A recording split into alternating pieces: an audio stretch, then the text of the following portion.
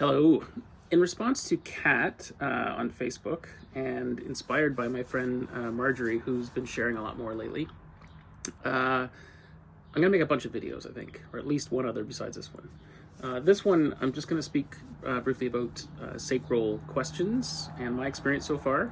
And then the other videos that will refer back to this first one will just be sacral questions so that people can test their sacral response.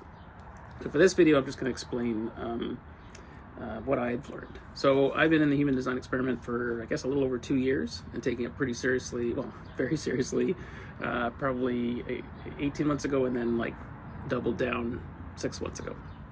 And with it, it's touching me at a really core level, like a cellular level. I just know this is the real deal.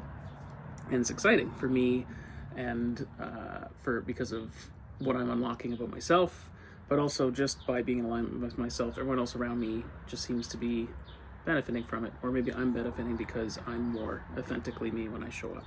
Whatever it is, it's like chucking a rock in a pond and seeing the ripples. It starts with me. So, being in alignment's important. So I'm a manifesting generator. I'm 3/5. And I'm a pure manifesting generator. My understanding of that is this 3420 channel, which means that it's a very fast sacral response. So fast, in fact, that I went most of my life missing it.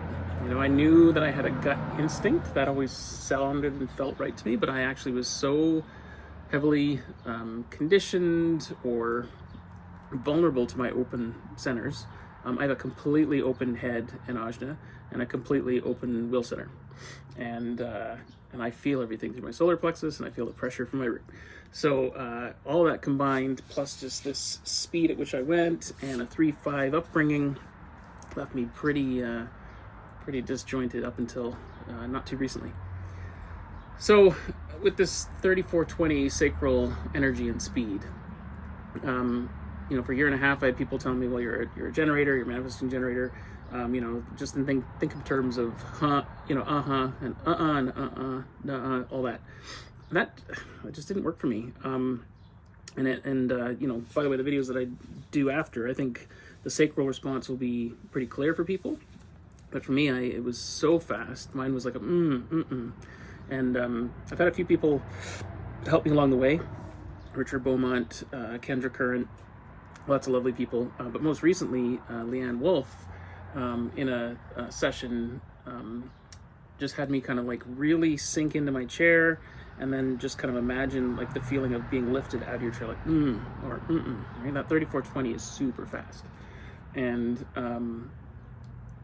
she even had me like imagine like pulling up my pelvic floor as I do it, so I'd like feel a little bit of that being pulled out of my chair. So I don't feel that often, anything like that often, like waiting to be fully lit up that I'm launched out of my chair. So, because it's a really, really fast energy, straight from the sacral right to my throat. So for me, it's a or and it's like a pulled forward, right? I'm moving forward. So I had to test that. I had to really get comfortable with what that meant and felt like, because it's easy to just say or meh, by the way. Like my friend Elena says, if it's not a hell yes, it's a hell no. So it's or and if it's meh, it's still a no, or like a not right now, right? Not no, never, but not right now. So then this other woman, I found her videos on YouTube, and I should have had the name up here, see if I can find it, because I definitely want to give a shout out to her, because that's where it started as far as even the idea of this thread. Alina, yes. She has some sacral questions. She asks about 25, 30 questions, and when I sat there and would respond to it, like she'd say, do you like coffee? And I'd be or do you like Brussels sprouts? But, once you watch that video a couple times, you know what the questions are. So, now am I thinking, like I already know what questions are coming, right? Sacral response is about getting out of that head brain. So, for decision making. So, so my goal here is to provide a whole bunch of questions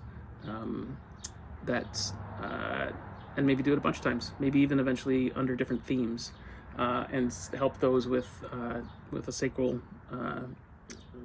authority tap into that before someone asks them the actual question that they want to hear, right? So, just getting to know your sacral. Do you like coffee? Do you want to win the lottery? Do you like going to Hawaii? Those are things, but, maybe you want to like warm up your sacral, really feel comfortable that you know what it is, and then have someone ask you some hard questions, hard questions about your relationship, or hard questions about your job, or, your family situation. And again, remembering that when you answer, that doesn't necessarily mean no, not ever, right? That is a decision in the moment, I find, not a hell no, never, ever, ever. Especially with my open head and ajna, I need to be less rigid and be more open to maybe later, because I was pretty black and white for a while there, and it wasn't good for me. Okay, with that said, I'm going to publish this video, and then I am going to work on some sacral questions. Oh, I know, and I wanted to say how I came up with the sacral questions. You can even make your own. Is I just opened up ChatGPT, and damn it, I don't have that in front of me either. But you know what? You're stuck with me now, aren't you? I'll look at the actual question I asked it, because it first went off, I think is going to work. So I'm just going to find my history. Okay, so the question I asked ChatGPT, because you want to get the question right, I said, give me a list of 42 questions. And 42 is my favorite number, so that's why I chose 42. Give me a list of 42 questions. With each one, ask me whether I like a particular / different something, such as, do you like coffee, ? And of course, the very first question it gave me is, do you like coffee? But then it followed up with, like, do you enjoy classical music? Are you a fan of science fiction movies?